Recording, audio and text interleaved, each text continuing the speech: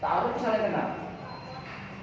Setelah ta'aruf, insya Allah kita tahu, kita saling paham. Dan kita menikah, menuju menikah kita tahu, saling berkasih sayang. Dan insya Allah kita bisa tafakkur, saling tolong menolong dan lain-lain. Saya pada dasarnya Pak Amin berdasarkan dari teman-teman, Pak Amin telepon saya dan Zoom langsung, kemudian memberikan cukup proses evaluasi, mungkin dari beliau dari mana akhirnya mendapatkan menerima referensi dari teman-teman inisiator di Banten, berawal dari pergerakan-pergerakan yang ada dari bulan Mei 2020, kemudian membuat komunitas tingkat nasional, akhirnya kita membuat komunitas di Banten. Singkat kita, pada tanggal 4 Januari saya sudah mendapatkan mandat langsung dari Pak Amin untuk penanggung jawab personal injas, penanggung jawab pembentukan, persiapan, pendelegasian sampai tersusunnya Partai Umat Indonesia. Seluruh kabupaten kota dari 8 kabupaten kota sudah terbentuk. Provinsi Banten ini ada 8 kabupaten kota. Tangerang Selatan alhamdulillah sudah lengkap dengan kecamatan-kecamatan. Kota Tangerang sudah lengkap dengan 13 kecamatan. Kalau Tangerang cukup sedikit kecamatannya, tidak banyak, ada 8. Kalau Kabupaten Tangerang 29 kecamatan, tapi sudah terbentuk 25 kecamatan. Kemudian Lebak, alhamdulillah asal Mbak Jalis itu juga sudah terbentuk. Lebak itu dari berapa kecamatan? Dari 28 kecamatan sudah terbentuk 18%. 70%. Ya. Sudah terbentuk dan daftar KTP-nya sudah mulai masuk banyak. Kemudian Pandeglang dari 35 kecamatan, alhamdulillah sudah 20 kecamatan. Ya. Cilegon dari 8 kecamatan, alhamdulillah sudah terbentuk 7 kecamatan. Yang satu masih kurang sekretarisnya atau bendaharanya. Kabupaten Serang juga dari 29 kecamatan, alhamdulillah kemarin 12 merintis, pagi-pagi, sore tadi sudah 18 kecamatan. Karena ketua dan sekretarisnya maraton jemput ke Kontang, ke Ramakwatu, ke Pabuaran, alhamdulillah. Jadi dasarnya kita sudah 8 kabupaten kota sudah 100% kabupaten kota. Kecamatan seperti apa yang saya sampaikan tadi. Pada tanggal 22 April kemarin saya meluncur ke Jogja, bertemu dengan PAIC seluruh Indonesia, kemudian bersama-sama mendeklarasikan dan saya mewakili sahabat umat yang ada di Banten sebagai salah satu pendiri dan penandatangan akte pendirian langsung. Ya, baik juga ada Mbak Nena Warisman, Rani, NS Kaban, banyak aktivis pada pukul, Ustaz Sambu, ya, dan akan juga pergerakan alhamdulillah. Kalau dihitung pemilu harusnya biasanya undang-undang mengatakan 5 tahun sekali kita pemilu. Kalau pemilu 99 bulan April, 2004 bulan April, 2009 bulan April, 2014 bulan April, 2019 bulan April juga. Maka secara 5 tahun harusnya 2024 bulan April juga. Namun kebijakan pemilu, perubahan undang-undang masih bisa dilakukan oleh pemerintah dan legislatif. Singkatnya, kalau pemerintah dan legislatif dengan argumen alasan akan mengajukan pemilu, maka bisa saja selama peraturan undang-undangnya dirubah dulu. Ada kemungkinan indikasinya pemilu dipercepat, ada kemungkinan berdasarkan masukan-masukan dari teman-teman pergerakan yang ada di Jakarta. Alasannya adalah 2024 akan diadakan pilkada serentak. Pilkada serentak, kalau pelantikannya pun mereka mengejar di 2024 pelantikannya. Jadi diharapkan Desember itu pelantikannya. Maka kemungkinannya karena pemilu ada pilkada di November, kemungkinan dirubah jadi Oktober agar Desembernya bisa pelantikan sesuai dengan batas waktu MK melakukan perselisihan pilkada. Kalau Oktober, maka 6 bulan mundur lagi tahapan pemilu awal dimulai, yaitu mulai KPU pendataan semuanya. Pendaftaran partai politik kurang lebih sekitar 4 bulan atau 3 bulan sebelum pelaksanaan. Kalau Oktober bulan 10, baru bulan 6 atau bulan 7 sudah mulai pendaftaran calon pilkada. Kursi politik yang diperhitungkan adalah hasil pemilu 2024. Dengan demikian, maka kemungkinan besar ada pemilu dipercepat. Kita menyiapkan ranah pendukungnya ada di daerah. Ranah pendukungnya di daerah, yaitu kita harus sudah membuat struktur kepengurusan DPW, DPD, dan DPC. Berdasarkan Undang-Undang Nomor 2 Tahun 2008 yang sudah mengalami perubahan dengan Undang-Undang Nomor 2 Tahun 2011, maka syarat partai politik berbadan hukum adalah mempunyai kepengurusan dan kedudukan perwakilan di 100% provinsi. Jadi 34 provinsi harus semua ada kepengurusan DPW-nya. Persyaratan kepengurusan nanti Pak Kamal bisa dijelaskan. Dari setiap provinsi harus sudah ada minimal 75%. Jadi 100% provinsi harus ada. Setiap provinsi harus ada 75% kabupaten kota yang ada. Sehingga kita kalau di Banten ada 8 kabupaten kota, 4 kabupaten, 4 kota, maka 6 kabupaten kota harus.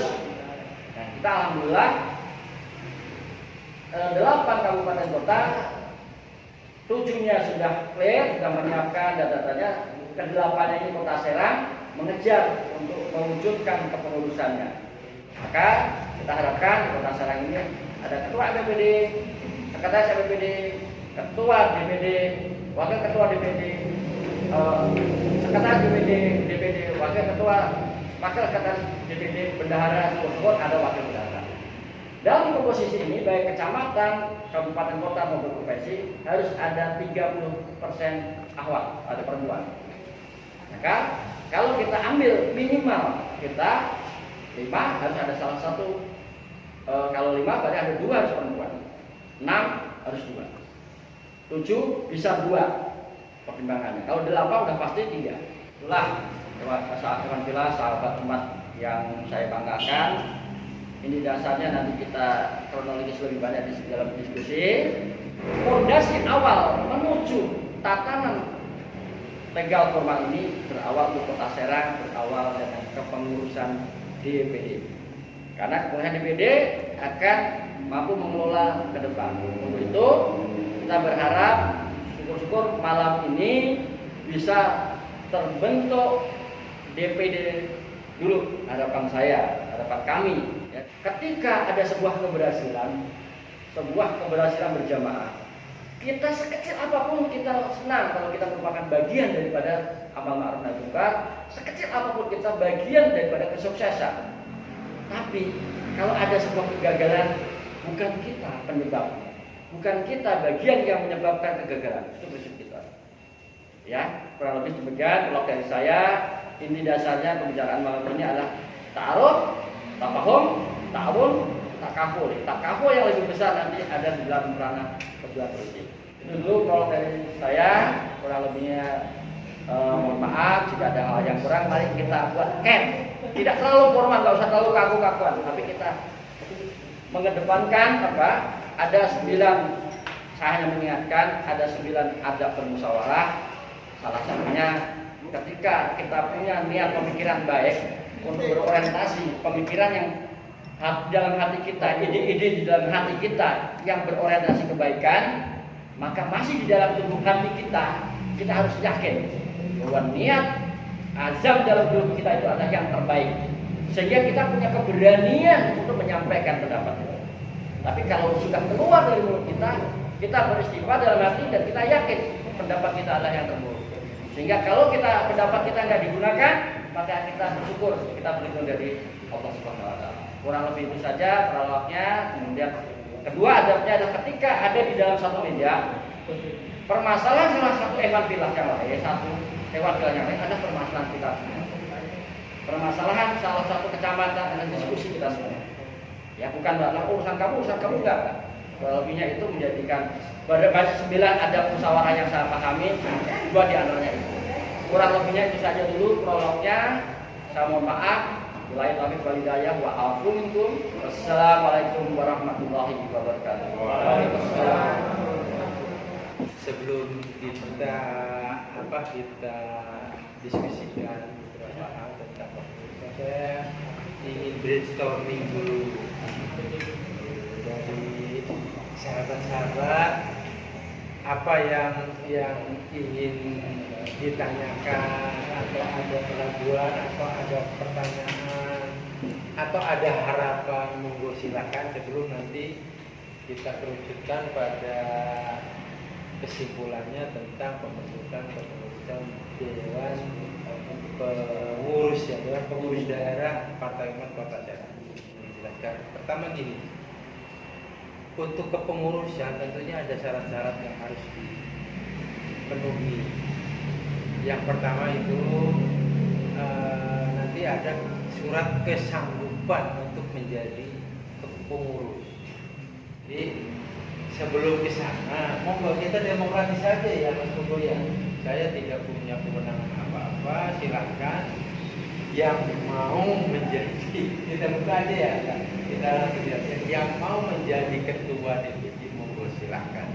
Kita buka saja, karena ini akan dibuatkan berita acaranya. Nanti ditandatangani oleh Mas Purwo, kemudian dilampiri oleh kuasa hadir. Nanti kita serahkan.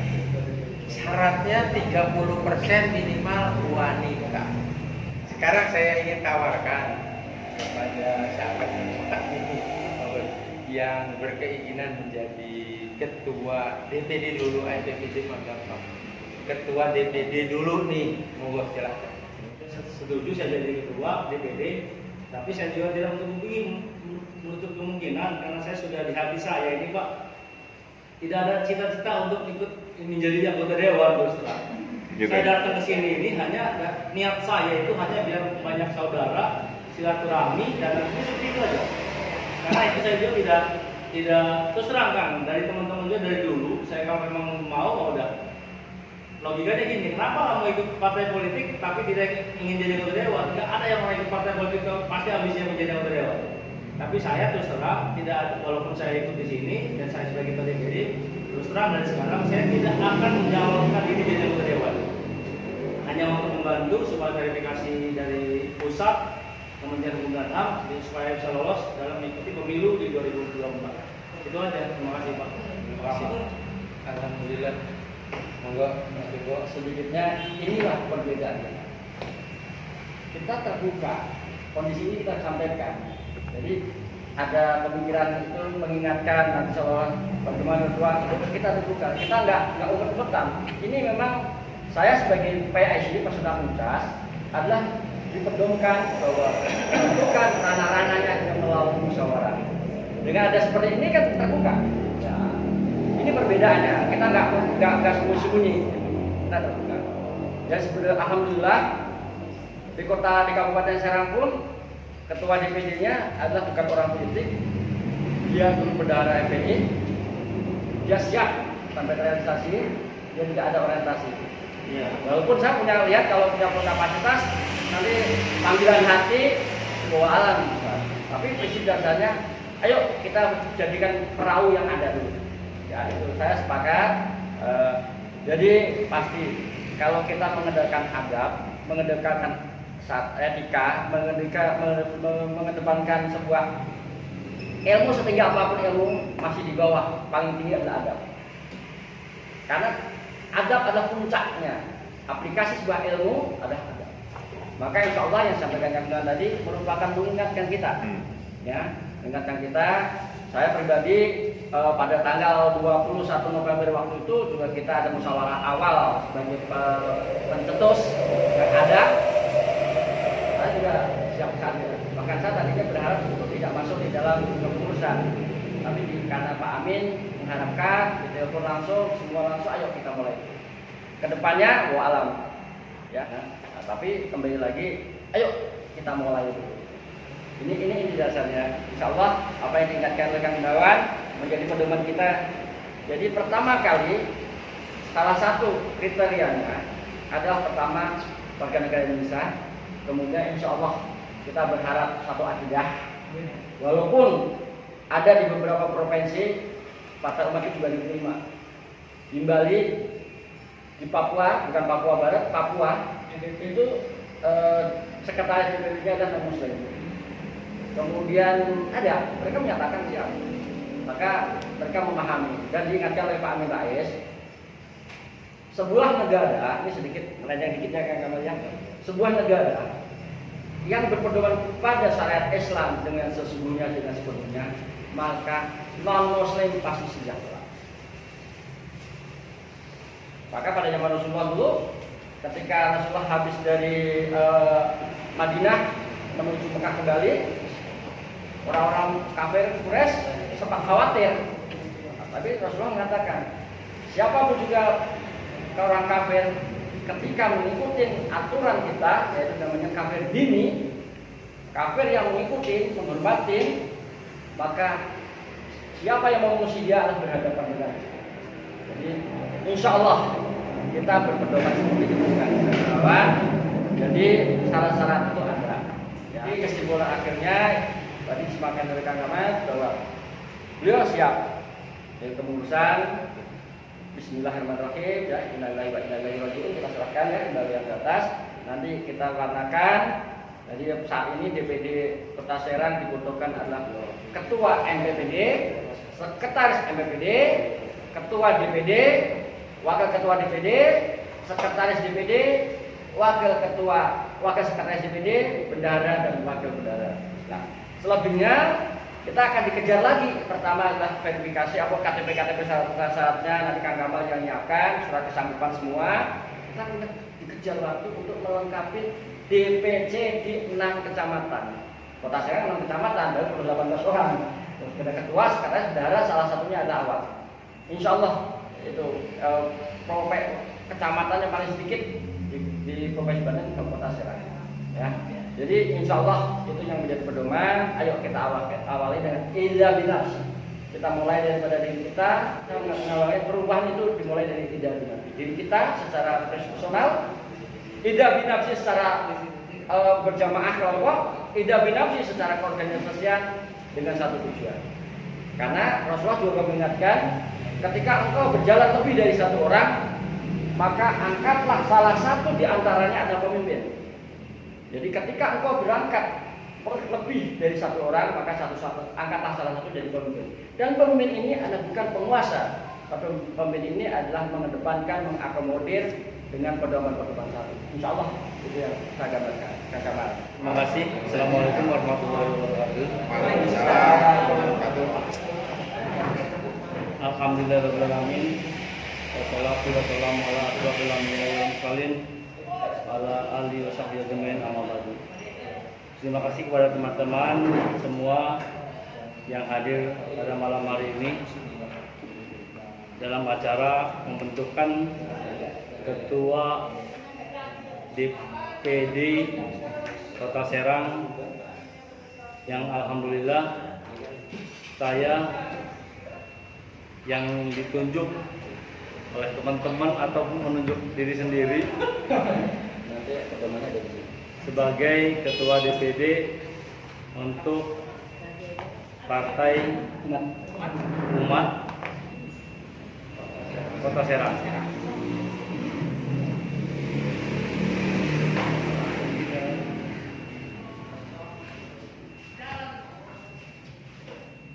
Dan selanjutnya saya sebagai ketua DPD Kota Serang mengharapkan kepada teman-teman yang sudah menjadi pengurus DPD Kota Serang untuk membantu dalam hal verifikasi dari persiapan membantu verifikasi dari Kementerian Hukum dan HAM yang akan dilaksanakan pada